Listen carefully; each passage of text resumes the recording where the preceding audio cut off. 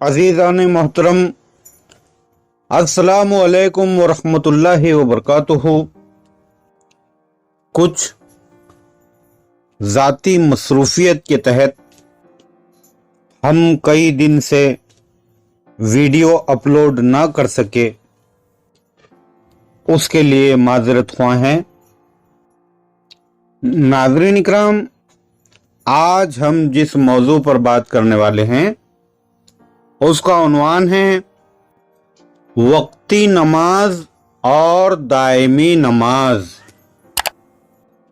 हमारे कुछ भाइयों ने हमसे ये कहा था कि जेम खलील साहब कुछ इस मौजू पर रोशनी डालिए ताकि जो लोग हकीकत से महरूम हैं उन तक हकीकत पहुंच सकें। अज़ीज़ान मोहतरम, हदीस पाक में ये कई बार आया है कि बरोज़े महशर, बरोज़े क़यामत सबसे अव्वल पुरसिश नमाज की है। क़यामत के दिन सबसे पहले नमाज के मुतालिक पूछा जाएगा। दर हकीकत ये बात काबिले गौर है जिस पर हर अहले तहकीक को गौर करना चाहिए।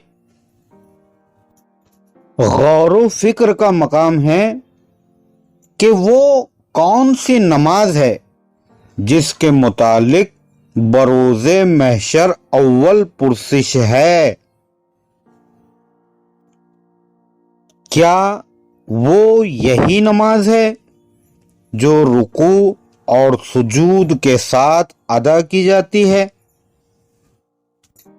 अल्लाह ने हज़रत इंसान को अशरफुल मखलूक़ात बनाया।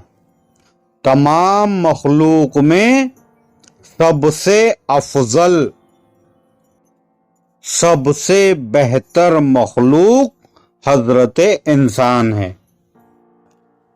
खलक़ल इंसान फी हसन तक़वीम। जब हजरत इंसान का मर्तबा तमाम मखलूकों से अफजल है, तमाम मखलूक से अफजल है, 18,000 मखलूक है जिनमें 17,999 पर फौकियत हासिल है हजरत इंसान को। तो जाहिर सी बात है कि जब इंसान अशरफुल मखलूकात है, तमाम मखलूक से बेहतर है, तो उसकी इबादत भी बेहतरीन तरीके से होना चाहिए। इन सब की इबादतों से बेहतर होना चाहिए। रुकू और सुजूद में तो हर एक चीज मशगूल है। जैसे कुरान करीम में अल्लाह तबारक व तआला फरमाता है, जिसका तर्जुमा यूं है, और बूटियां और दरख्त सजदे करते हैं।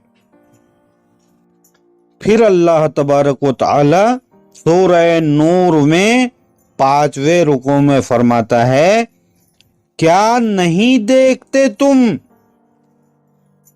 क्या तुमने ये नहीं देखा कि ये अल्लाह की तस्बीह करते हैं, वास्ते उसके जो कोई बीच आसमानों के हैं और जमीन के हैं, और जानवर परिंद पर खोले हुए हर एक तहकीक जानता है। नमाज उसकी और तस्बीह उसकी।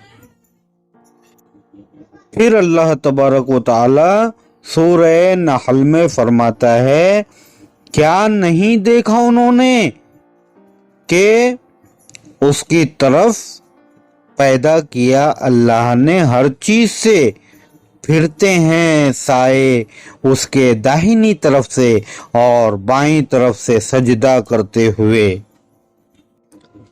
حاصل کلام یہ کہ بروز محشر جس سوال کی پرسش ہے کیا وہ یہی نماز ہے؟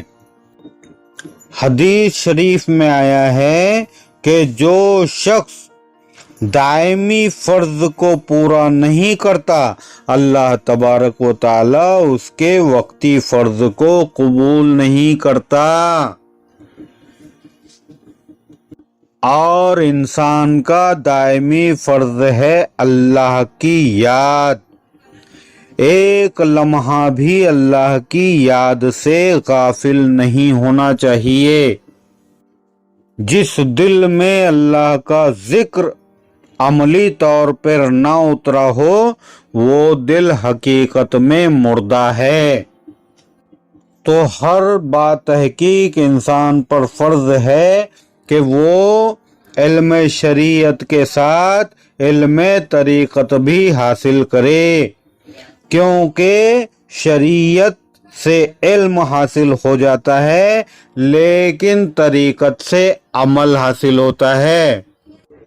وہ نماز جس کی پرسش ہے بروز محشر، وہ نماز ذکر خفی ہے، دل کا ذکر ہے، جیسا کہ اللہ تبارک و تعالی قرآن کریم میں فرماتا ہے کہ میرے اولیاء، انبیاء اور شہداء میری نماز سے یعنی میرے ذکر سے غافل نہیں، اٹھتے بیٹھتے سوتے چلتے پھرتے وہ میری یاد کرتے رہتے ہیں، میرے ذکر میں مصروف رہتے ہیں۔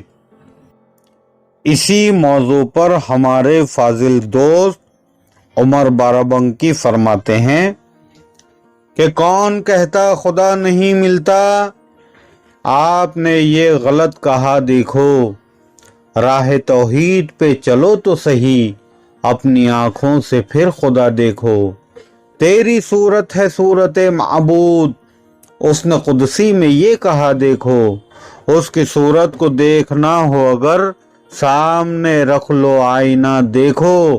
پیٹ تو بھر لیا ہے تم نے مگر روح بھوکی ہے، کچھ خیال کرو۔ حشر کے دن خدا سے بولے گی اس نے کچھ بھی نہیں دیا دیکھو۔ تو جس طرح انسان رکوع اور سجود کے ذریعے، قیام کے ذریعے اپنے جسم کو حالت نماز میں منتقل کرتا ہے، اسی طرح انسان کی روح بھی نمازی چاہیے۔ وہ نماز جس کے متعلق بروز محشر پوچھا جائے گا وہ دل کی نماز ہے، لیکن اس کا مطلب یہ بھی نہیں کہ آپ شریعت کے احکام نہ مانیں۔ خیال رکھیے کہ ظاہری عبادت آپ کے ظاہری جسم کو فائدہ پہنچاتی ہے اور باطنی عبادت آپ کی روح کو پاک کرتی ہے، تو آپ کے جسم کو بھی پاک رکھنا ہے اور روح کو بھی پاک رکھنا ہے۔